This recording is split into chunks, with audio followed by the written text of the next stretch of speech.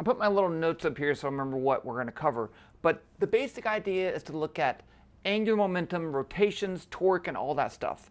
So let's start off with a quick reminder about some of the important principles that we've looked at before. So imagine that I have a mass right here, and it's moving with some velocity v, and I want to change its velocity. Well, how do you change the velocity of an object? Well, you apply a force. So if I apply a force, then I get force is mass times acceleration. So this is really kind of our Newton's second law. This is actually the net force, so the net force. The net force on an object changes the velocity. We call that change in velocity an acceleration. But the important thing I want to point out here is that m, right? Mass. Mass matters. So suppose I have a boat. This is a boat, and I want to push it. I push it, and I increase its speed. Well, if I increase the mass of that boat, I can still push it, but it's going to not increase in velocity as much because of the mass. So the mass is kind of like the resistance to the change in motion. Now, we also have this same idea that we can write in terms of momentum. So we define the momentum as the mass times velocity, and then we can write the Newton's second law as F net is the rate of change of momentum. And for everything that we've done in this course, these two are the same thing. Okay. Sometimes this may be more appropriate, that may be more appropriate, but you can use these interchangeably. Now that's not technically always the case, we just haven't seen that here. Okay. So that is the momentum principle. The most important thing is forces change the motion, and that mass is what resists change in motion. We've done that already. Okay. See, that wasn't too much of a review.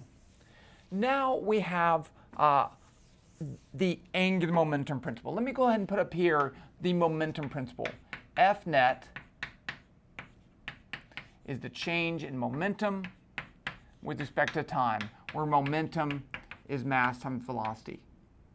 Okay, now I do want to point out something else. Remember this, we had, let's say, a block sitting on a plane, and we drew the forces acting on it, mg, the normal force, let's say there's friction, and we could do a free body diagram like that. That was fine as long as we didn't consider the rotational motion of the object. Remember this, if I have a pencil and I push with equal and opposite forces like that, then the momentum of that will be stationary, 0. It's not going to change momentum, but it will rotate. Okay, so just because the net force is 0 doesn't mean it's not going to change. So we need a way to deal with rigid objects. And in order to do that, up here we had F net is change in momentum, and then we had to also calculate the torque. So if I have some point O right there, we did this already, and I have a force F, and that's F, and I have a distance from that point R, the torque about that point O is F R sine theta. So in this case, theta is the angle between F and R. And so we also wrote that as F perpendicular R or FR perpendicular. We did that already. Okay, so torque is our rotational force. And in order to make it not change in rotation motion, the total torque had to be 0. Let me go ahead and say something really quick. When we talk about torque, we confine our systems to rotate in a two-dimensional plane. And that means that we can write the torque as a scalar value. It's actually way more complicated than that. But we're not going to do the way more complicated than that because this is just algebra-based physics. Okay. So we have Newton's second law, we have the momentum principle, we have momentum, and we can treat that as a point. However, in the cases where we can't treat it as a point, we have to also include torque. And that means that there needs to be a way to account for the change in rotational motion. And this is where we get the momentum, the angular momentum principle. So this is the momentum principle. The angular momentum principle says the net torque about some point O is equal to the change in angular momentum, we use capital L for that, with respect to time. Notice the symmetry here. It's not the same thing, okay, but it looks very similar. Force, change in momentum with respect to time. Torque, which is our angular force, change in angular momentum with respect to time. Okay, so we have that. So torques change the angular momentum. And again, technically that'd be a vector, but let's not worry about that right now. Okay, so, but how do we calculate the angular momentum and what does it depend on? Let's start off with an example. And this is a demo that you can do right now on your own. Here I have a meter stick. So it's 1 meter long. Now, if I take it, it has mass, so I'm going to hold it in the middle, 50. Is that the, okay. So I'm going to hold it right there in the middle. If I want to change this motion, shake it back and forth like this, it doesn't matter if I shake it back and forth like this or I shake it back and forth like this, right? It's still the same mass. I'm still changing the center of mass the same way. It doesn't really matter. And that's our linear motion. That's treating this as a point. Now take your stick, and you can use this with pretty much any stick, longer is better. And I'm going to hold it in the middle, and then I'm going to twist it. I'm going to change its rotational motion. So I'm going to do this. And you can feel that resistance to the change in rotational motion, right? It doesn't just, you can't just stop its motion rotationally instantly. Now what happens if I do the same thing, but I'm going to grab it right here on the end. And I'm going to change its rotational motion like that. Oh, I hit something. It's much harder, okay? So I didn't change anything about the stick. I just changed the point about which I rotated it. So this is what we call our rotational mass. So the rotational mass depends on what point you're rotating it about. It depends on how much mass the stick has and how that mass is distributed about the point of rotation. And we call this the moment of inertia. So the moment of inertia, we'll get back to angular momentum in a second. So the moment of inertia, let's imagine that we just have a few point masses. So here I have a point mass, a point mass, a point mass, a point mass. M1, M2, M3, M4. And this is the point O. They all have some position R1, R2. They're technically vectors, but we don't need them as that, so I'm not going to write it like that, and R4. So I can calculate the moment of inertia, which we use capital I for the moment of inertia. This is our rotational mass, okay, but it's called the moment of inertia. And that's just going to be equal to the sum of each mass, M1, times its distance from the axis of rotation squared. So here I'm rotating about an axis going through O, so it's going to be R1 squared. Now I need to do the same thing, M2, R2 squared, M3, R3 squared, plus M4, R4 squared.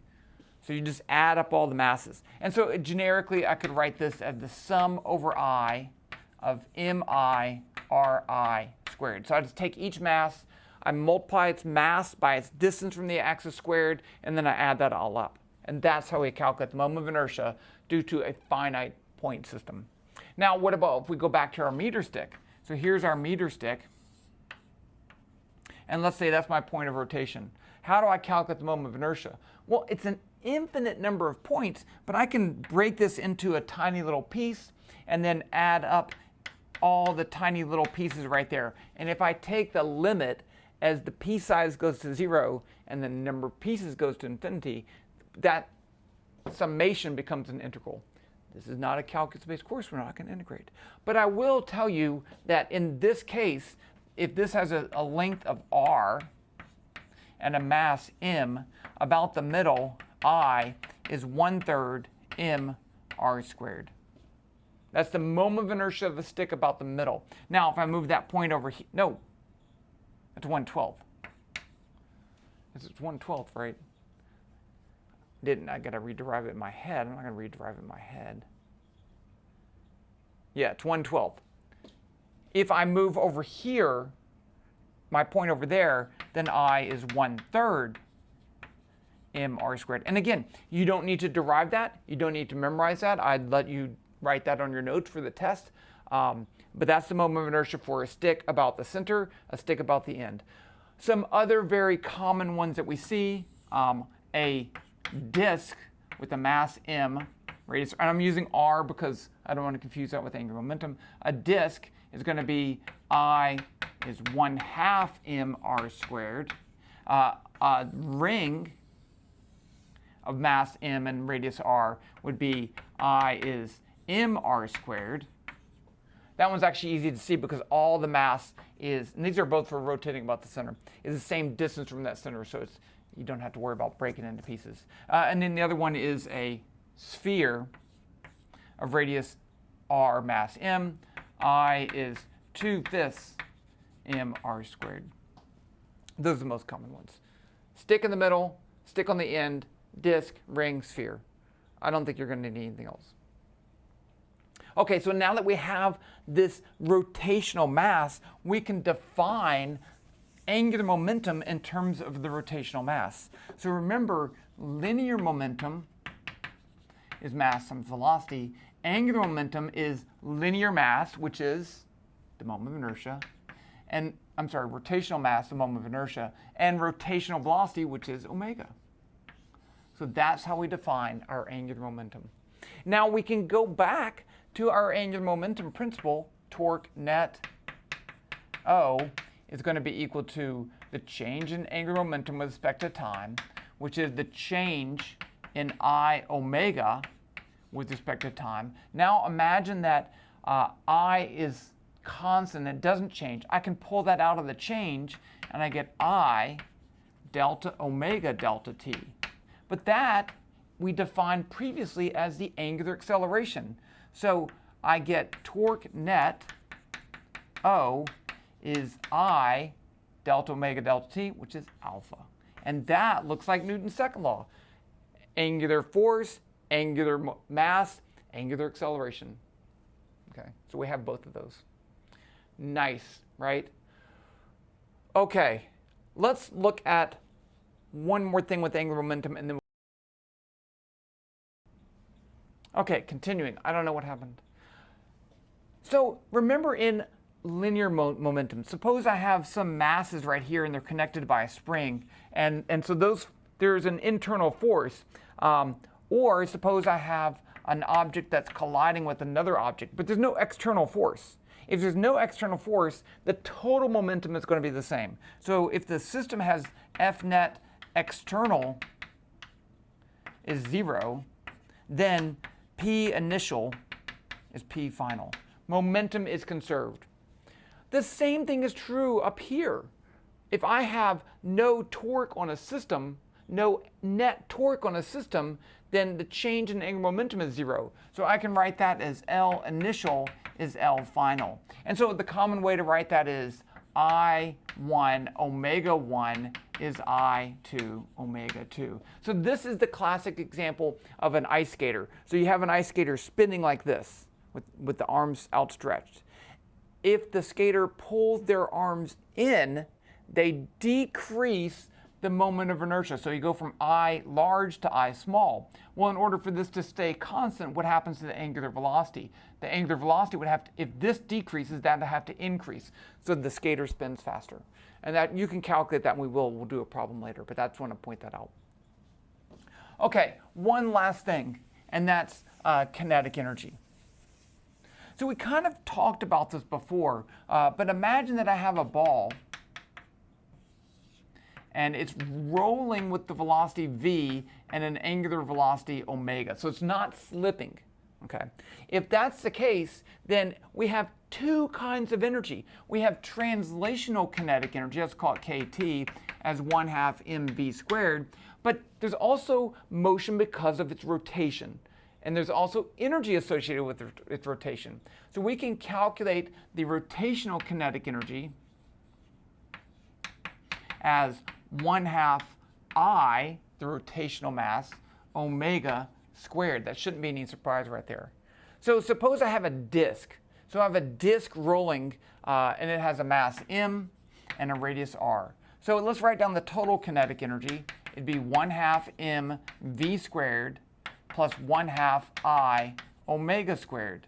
But if it's a disk and it's rotating about center, then we have we know the moment of inertia is 1/2 mr squared. So it's going to be 1/2 mv squared plus 1/2 mr squared times omega squared. But if it's rolling without slipping, then omega is v over r. Right? That's the relationship between the center of mass motion, v, and how fast it rotates.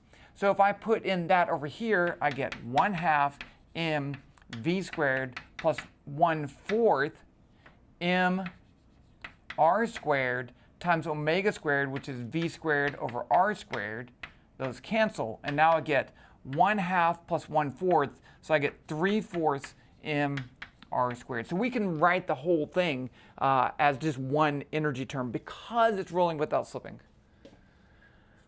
Okay, so I think that's a good place to stop. There's still a lot of stuff to do, but we'll do more problems with this. The end.